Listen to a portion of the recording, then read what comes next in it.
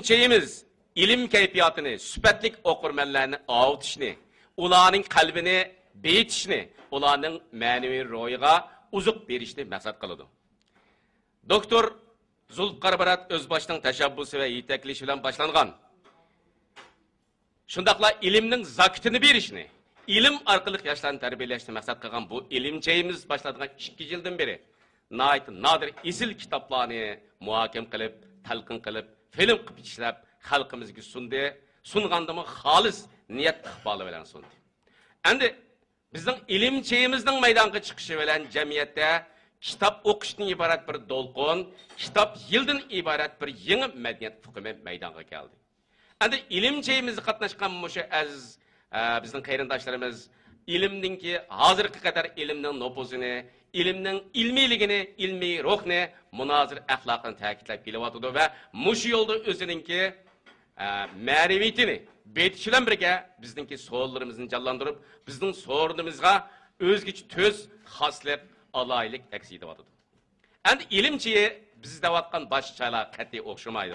Ilimchiyi o ilimning chiyi, ilimchiyi o dilkashlik chiyi.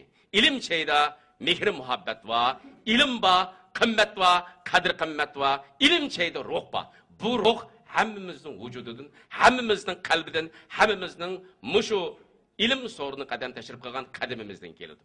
Ilimchininki bugungi sonida bizningki sunul xarakterli shaxsimiz, bizning suyimlik otimiz, adabiyotimizning peshvosi, ijodiyatchi, shundaqla donliq yozuvchi, yoshlarning ma'naviy ustozi bo'lmish marhum O'tkir apandining Xazinalar Bo'sug'isida nomli kitobi haqida bo'ladi. Endi Xazinalar Bo'sug'isi bir ilmiy kitob. Bu ilmiy kitobni O'tkir apandi qandaq maqsadda, qandaq niyatda yozdi, u jamiyatga qandaq ta'sirini berdi, jamiyatdagi roli nima? Buning hammasiga biz mush kitobdan shundaqla bizning bugungi aziz so'rinimizga qadam tashrif qilgan aziz mehmonlarning bayonlaridan buni his qilib yeta olamiz. O'tkir apandi endi mening nazarimda u bir yozuvchi adib emas, u bir millatningki ro'y turiki, u bir millatning sarkisi, u bir millatning vijdoni.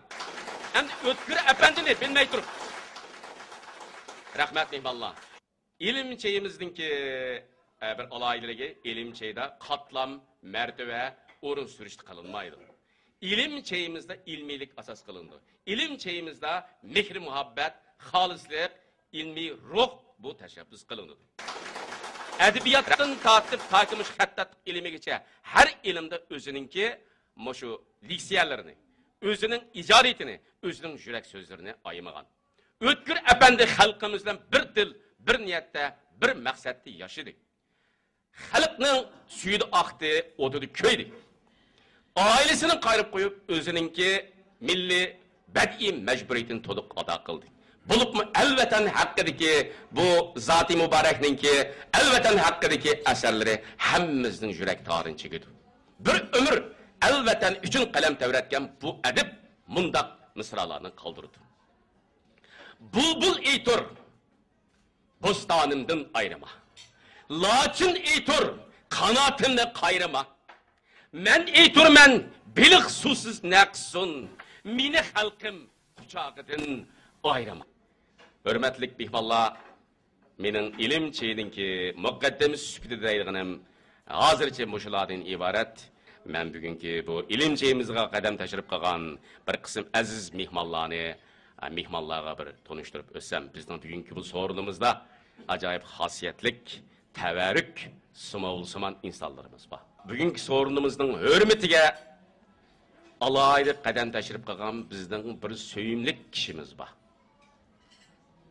O'tkir apandi biz uchun qanchalik suyimlik bir simovlik xarakterga inson bo'lsa, O'tkir apandining rabiy qismi biz uchun shundoq suyimlik ana.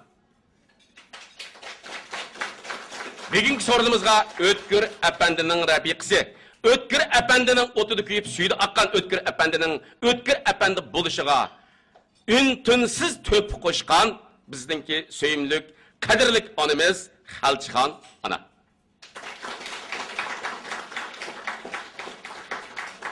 Xalchixon ana rahmat.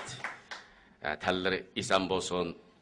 O'tkir apandining yurak parisi, suyimli qizi Gülsüm